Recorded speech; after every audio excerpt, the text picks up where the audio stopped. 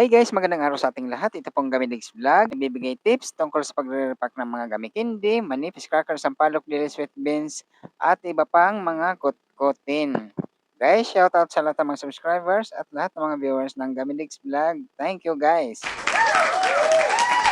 Kung magustuhan nyo mag ganitong klaseng video, please like, share, and subscribe at gawin nyo rin para lahat tayo ay kumita. Ang re-repackin natin ngayon, gummy banana candy. Ang kilo ng gummy banana ngayong July 14, 2025, 108 pesos. Ang 2.5 kilograms, 270 pesos. Presyong Divisoria, Manila. Ang gagamitin natin plastic, 5x7, 20 pieces na gummy banana, 20 pesos din ang ating bintahan guys. Kailangan lang bibilisan natin ating pagre-repack para maging mabango siya, makintab, at saka hindi siya sumingaw ng matagal. Yan ang teknikan dito sa mga gummy candy. Kailangan mabilisan natin siya i-repack guys. Ito, kung mga baguhan lang kayo guys, gusto nyong matuto or gusto nyong kumita ng mga extra income or pagkakakitaan, mas maganda, panoorin nyo itong ating video para mayroon kayong makuhang mga ideya or mga techniques at mga presyo o mga gagamitin natin sa mga pagre-repack. Kailangan meron tayong plastic o mga gamit hindi, anumang mga kutkutin. At saka meron tayong sealer. Oo, para mas kompleto ang lahat. At doon natin 'to bibilhin guys sa mga palengke or hanapin natin yung mga pwesto ng mga kutkutin, yung mga nag-wholesale price kasi mas mababa yan ang mga presyohan. Kung nandito man kayo sa Metro Manila, na malapit lang kayo sa Divisoria, Manila at kaya niyong puntahan, pwede rin kayong pumunta ng Santo Cristo Street, Divisoria, Manila. Andun lahat kasi guys yung mga kutkutin lahat. Napakaraming pwesto doon na pwede ninyong pagpilian at mabibilhan. Kailangan kayo mismo ang pipili guys ha.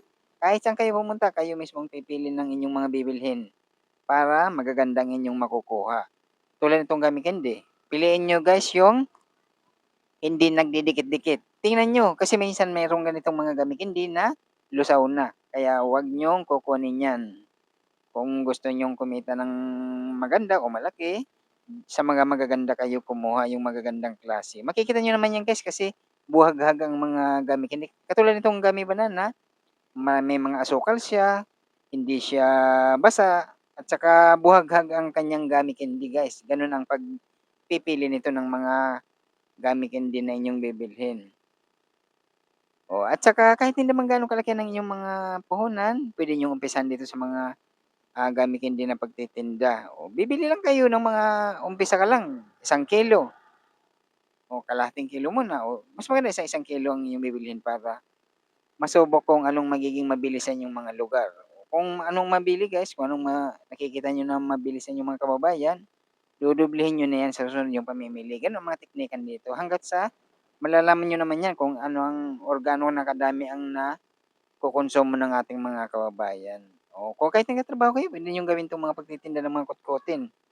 Kung nasa mga bahay lang kayo, gusto niyong kumita, 'yan ang gagawin niyo guys. Kung may bintana kayo diyan, huwag niyong lalagyan ng screen.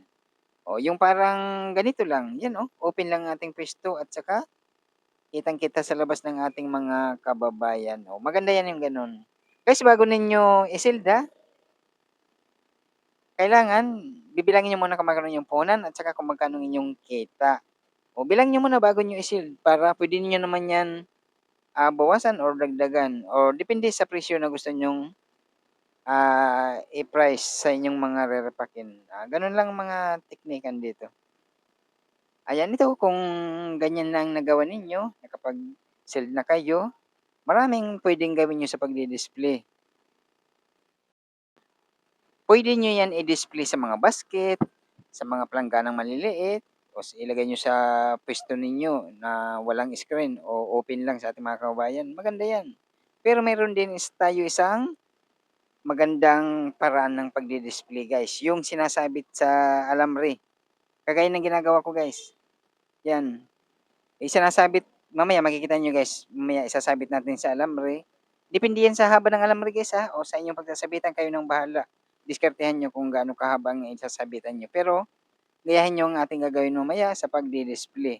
O nakasabit 'yan at saka maganda 'yan tingnan 'pag, nakasabit sa ating bintana o anumang puwesto na pagtabi-tabihin niyo lang pagsabit guys.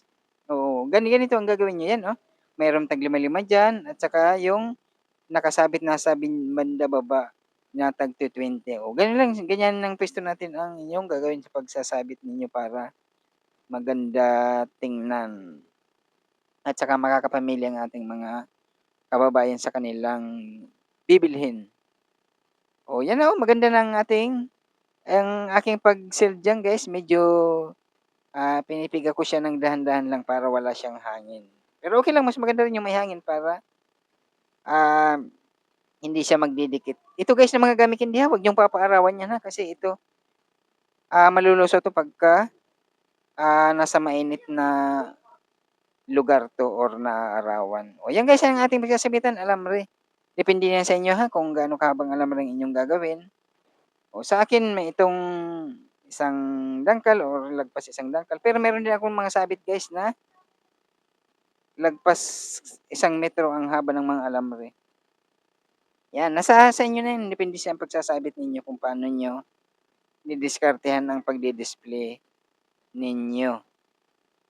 O gano'n lang kadali guys ito gawin, napakasimple lang at wala na tayong kahirap-hirap, hindi na tayo magluluto.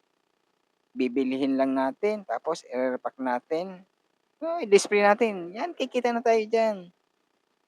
At saka 'pag nabili yan, ang customer natin ay sila na mismo ang pabalik-balik yan sa ating mga, lugar 'pag bibili o sasadyain na nila tayo sa pagbibili nila sa atin. At saka kung anong mga gusto nila, yun ang, dadagdagan natin sa pamimili natin sa mga susunod. O yan na guys, yung nakasabit na.